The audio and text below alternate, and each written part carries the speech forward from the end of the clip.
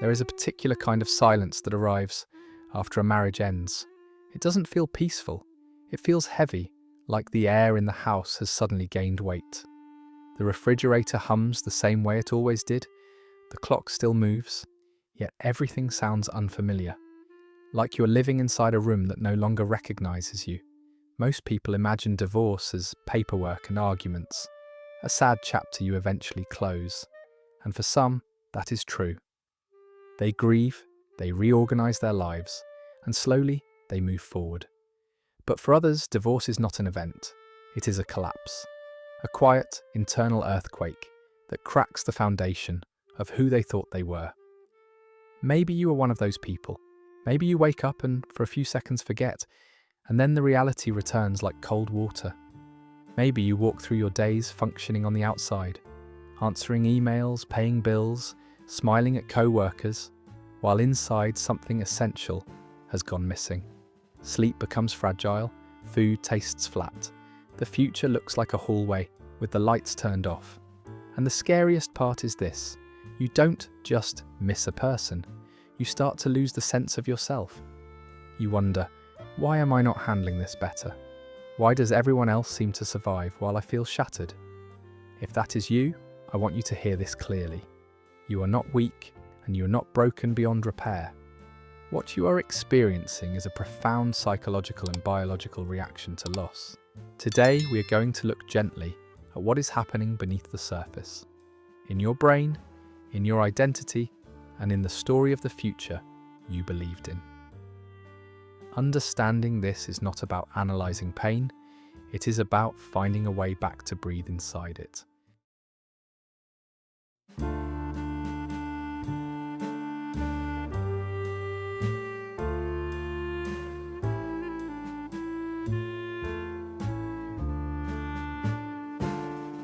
To understand why divorce can feel like you are physically falling apart, we have to start with the brain. Because what you are experiencing is not only emotional, it is neurological. During a long marriage, your nervous system quietly learns to depend on another person. Psychologists call this co-regulation.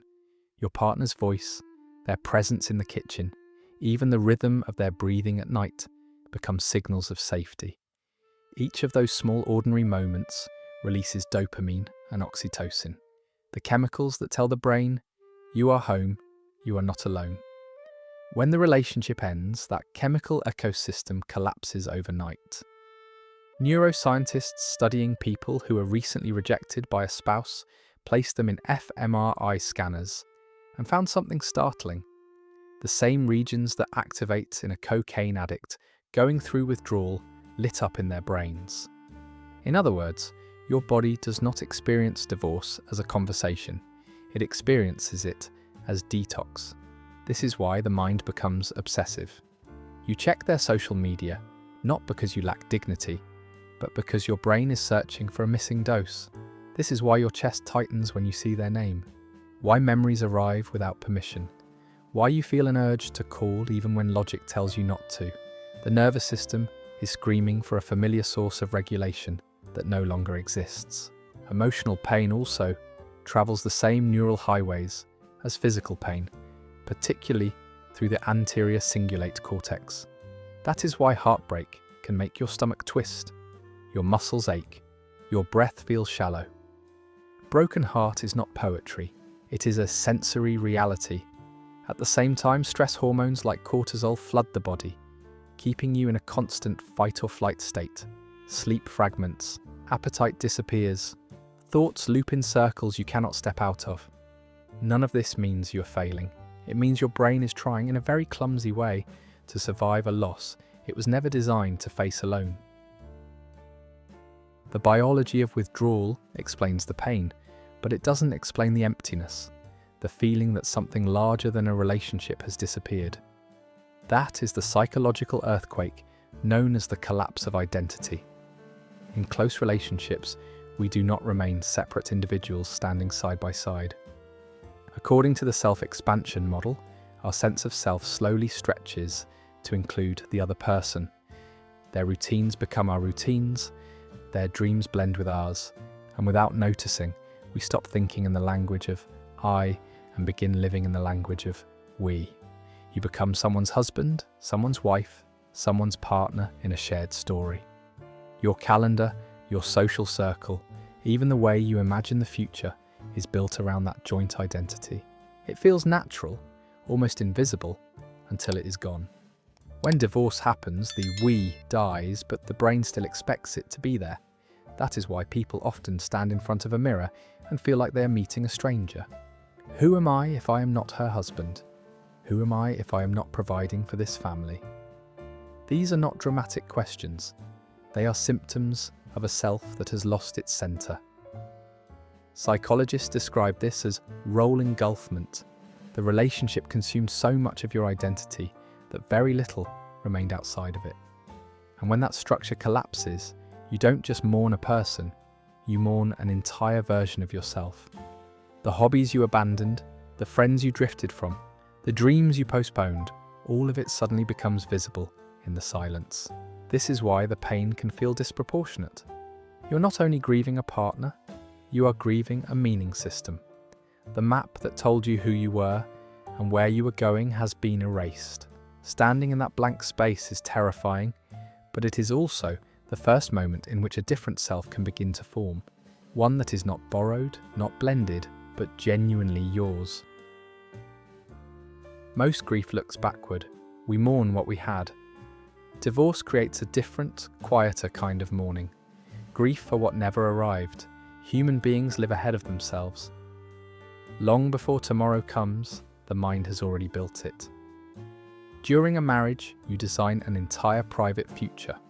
The house you will grow old in, the vacations you will finally take, the ordinary Tuesday dinners that feel safely predictable. These images are not daydreams. To the brain, they become a working blueprint of reality. When divorce happens, that blueprint vanishes in an instant. Psychologists call this cognitive disruption, the sudden loss of the narrative that organized your life. It is like walking through a familiar hallway and discovering that the last door opens onto empty air. Nothing prepares you for that kind of vertigo. This is why the pain often feels mixed with humiliation. You trusted a story that did not survive. You invested years into a future that quietly evaporated, and part of you wonders if you were foolish for believing at all. The mind keeps returning to the same impossible question. How could something I lived inside disappear so completely? This form of grief is especially cruel because there are no photographs of it, no shared memories to hold. You are mourning children who were never born, anniversaries that will never come, an older version of yourself walking beside someone who is no longer there. Understanding this matters. What hurts is not only the loss of a person, but the loss of a direction. And before any healing can begin, that invisible future deserves to be acknowledged, slowly, gently, and without judgment. One of the most confusing parts of divorce is realizing that not everyone falls apart in the same way. Two people can go through similar endings and experience completely different levels of pain. The difference often lives in something formed long before the marriage, your attachment style. Attachment is the emotional blueprint you learned in childhood about how safe relationships are. If care was inconsistent, you may have developed an anxious style, a nervous system that equates closeness with survival. For someone wired this way, a partner is not only a companion, but an anchor. When that anchor disappears, the reaction is primal. The body responds as if it has been abandoned by the very source of safety. Others grow up learning that needs are risky, and closeness leads to disappointment. This creates an avoidance style. After divorce, these people may appear calm, even detached, but beneath the surface they often shut down emotionally, convincing themselves they never needed anyone to begin with. The pain hides behind numbness, and for some, early experiences were chaotic or frightening, producing a disorganized style, a painful push and pull between clinging and fleeing. Divorce awakens that old confusion. Come back, stay away, don't leave me, I don't trust you. This is why the end of a marriage rarely belongs only to the present. It echoes the first times you felt unseen, the first goodbyes you didn't understand. The adult loss presses on the child wound. Recognizing this doesn't make the pain vanish, but it explains why it feels so large and why healing requires more than simply moving on. For some people, divorce is painful. For others who are married to a narcissistic partner, it becomes something closer to psychological warfare. Narcissistic relationships are built on intermittent reinforcement, moments of intense affection followed by sudden coldness. The brain becomes addicted to that unpredictable rhythm, much like a gambler pulling a slot machine. When the marriage ends, the bond does not dissolve cleanly. It lingers as a trauma bond, a confusing mixture of fear, hope, and loyalty to someone who repeatedly hurt you. This is why closure feels impossible. A narcissistic ex often continues the game after the papers are signed, hoovering with apologies, promises, or nostalgic messages designed to pull you back into the cycle. Then just as quickly, they may gaslight you, rewrite history, or treat you as if you never mattered at all. The nervous system never gets to rest. It stays alert, waiting for the next emotional ambush. Many survivors blame themselves for still caring, for missing a person who caused so much damage. But what you're experiencing is not weakness, it is conditioning. Your brain learned to associate love with uncertainty, and uncertainty with survival. Detaching from that pattern requires more than willpower. It requires a deliberate rewiring of how safety feels. Co-parenting can make this even harder. Boundaries must be firm, communication minimal and factual, and expectations realistic. With a narcissistic partner, understanding each other is not the goal. Protecting your emotional stability is. If this is your story, healing begins with accepting a difficult truth. The relationship did not end because you failed to love enough, but because the rules were never fair to begin with. Divorce is rarely a single loss. It behaves more like a row of dominoes. Once the first piece falls, others follow with a force you never expected. The most visible change is practical. The home that once felt permanent becomes temporary. Savings are divided, routines built over years dissolve in weeks, but the deeper losses are social. Mutual friends grow quiet, unsure where to stand. In-laws who once called you family begin to feel like strangers. The very network that held your life together thins out exactly when you need it most. This shrinking world creates a particular kind of loneliness. It is not just the absence of company, it is the feeling of being edited out of a story you helped write. People invite you less. Conversations become careful. Even well-meaning relatives ask questions that reopen wounds you're trying to bandage. For parents, another layer appears. Co-parenting means seeing the person who hurt you at school events, exchanging children like fragile packages, learning to smile while your nervous system trembles. Every transition can become a trigger, a reminder that the family you imagined now exists in two separate houses. All of this places the body under constant stress. Cortisol stays high, sleep remains shallow, and the immune system weakens. The collapse is not only emotional, it becomes physical. Understanding these secondary losses matters because they explain why healing takes time. You are not recovering from one ending, but from many small goodbyes stacked on top of each other. Naming them is the first step toward rebuilding a support system strong enough to hold you again. Divorce does not happen in a vacuum. It unfolds inside a culture with unspoken rules about how men and women are supposed to heal, and those expectations often shape the pain. Many men are taught, quietly and early, that suffering should be managed alone. After divorce, they may move toward numbness rather than grief, working longer hours, drinking a little more, dating too quickly to prove they are fine. From the outside, this can look like resilience, but inside it is often avoidance, a way to outrun feelings that have nowhere safe to land. Women, on the other hand, are more likely to turn the pain inward. They replay conversations, search for what they did wrong, and carry a heavy sense of responsibility with the failure of the marriage. Friends encourage them to talk it out, yet the talking can easily become rumination, a loop that keeps the wound open. American culture adds another pressure, the demand to recover fast. Social media shows ex-partners smiling on vacations, new relationships announced before the ink is dry. The message is clear.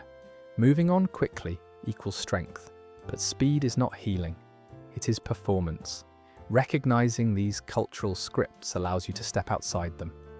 There is no correct masculine or feminine way to grieve. There is only the honest pace of your own nervous system, finding its way back to balance. Healing after divorce rarely happens in a straight line, but the first 3 months follow a pattern much like detox. Thinking of this period as a 90-day map can turn chaos into something you can gently navigate. Days 1 to 30. Stabilize the nervous system. Your primary task is not to understand everything, but to calm the body that is living in alarm. Simple rituals matter more than big insights. Regular sleep times, short walks, meals even when you have no appetite. When waves of panic arrive, use grounding. Name 5 things you can see, 4 you can touch, 3 you can hear, 2 you can smell, 1 you can taste. These small anchors teach the brain that the present moment is survivable. Days 31 to 60. Reduce contact and cognitive loops. If possible, create a form of no contact or low contact. Each message from an ex acts like a microdose that restarts withdrawal. When memories intrude, don't argue with them. Label them as brain weather and return to something physical. Breath, movement, a cold glass of water. Many people find relief in writing a letter they never send, letting the unsaid leave the body without reopening the door. Days 61 to 90. Rebuild the I. Begin an identity inventory. What interests existed before the marriage? What parts of you went quiet? Choose one small commitment, a class, a weekly coffee with a friend, a skill you once loved. Progress is not measured by happiness yet, but by presence. This map is not a cure, only a compass. Some days you will step backward. That is not failure, it is how nervous systems learn to feel safe again.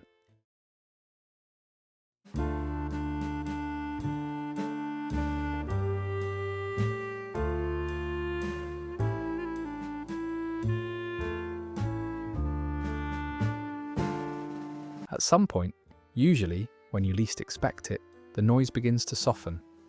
Not because the past has been erased, but because your nervous system has learned that survival is possible again. This is where something quiet and powerful can emerge: post-traumatic growth. Growth after divorce does not mean pretending the marriage was a mistake or that the pain had a purpose. It means recognizing that the version of you who existed inside that we is no longer the only shape your life can take. The empty space left behind becomes a workshop rather than a grave. You start making choices that belong to you alone. How you spend a Saturday morning, what kind of love you will accept next, what boundaries finally feel like home. Many people discover strengths they never needed before.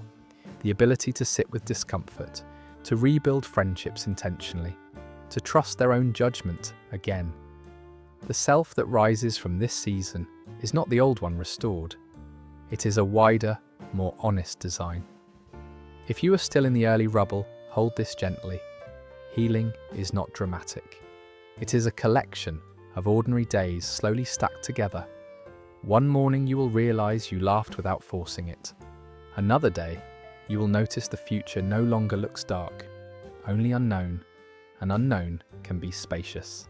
If this story felt like your own, consider subscribing to the channel so we can walk through the quiet parts of healing together. I would love to hear a piece of your journey. Leave a comment and tell me what stage you are in right now. You don't have to rebuild alone. Thank you for watching.